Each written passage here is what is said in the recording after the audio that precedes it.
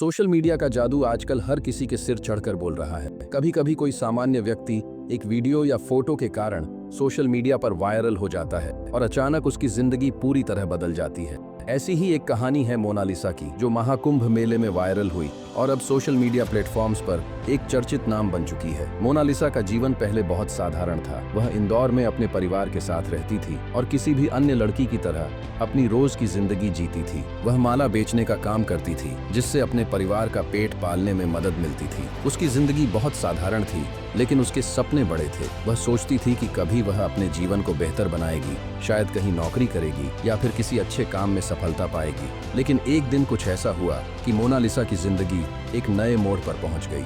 महाकुंभ मेला, जो प्रयागराज में हर 12 साल में आयोजित होता है, लाखों श्रद्धालुओं को अपनी ओर आकर्षित करता है। इस बार मोनालिसा महाकुंभ में माला बेचने आई थी। एक दिन उसका वीडियो वायरल हो गया, जिसमें वह श्रद्धालुओं से माला बेच रही थी। उसकी कजरारी आंखों और आकर्षक मुस्कान ने लोगों का ध्यान खींचा। देखते ही देखते मोनालिसा सोशल मीडिया पर एक स्टार बन गई। मोनालिसा के बारे में सोशल मीडिया पर लोगों ने तरह तरह के वीडियो और तस्वीरें शेयर की। शुरुआत में उसे यह सब एक मजेदार अनुभव लगा, लेकिन जैसे जैसे यह वायरल हुआ, उसका जीवन कठिन होने लगा।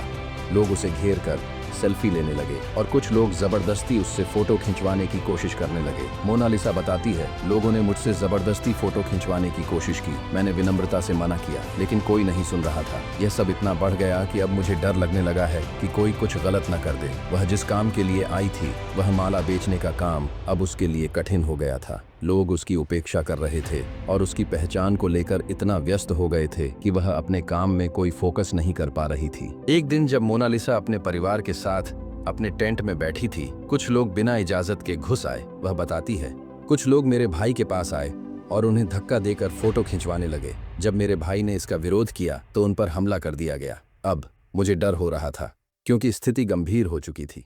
यह घटनाएं मोनालिसा के लिए परेशानी का कारण बन गई। उसे अब यह समझ में आ गया कि उसकी वायरलता ने उसकी जिंदगी को उलट-पुलट कर दिया था। वह अब वापस अपने घर इंदौर लौटने का निर्णय ले चुकी थी। मोनालिसा ने सोशल मीडिया पर एक वीडियो डाला, जिसमें उसने योगी सरकार से अपनी सुरक्षा की अपील की। हालांकि मोनालिसा ने इस मुश्किल समय में भी अपने सपनों को नहीं छोड़ा। उसने यह साफ कहा कि वह एक दिन फिल्मों में काम करना चाहती है। मैं ऐश्वर्या राय बच्चन जैसी फिल्म स्टार बनना चाहती हूं और मैं अपनी मेहनत से इस सपने को पूरा करना चाहती हूं, मोनालिसा ने कहा।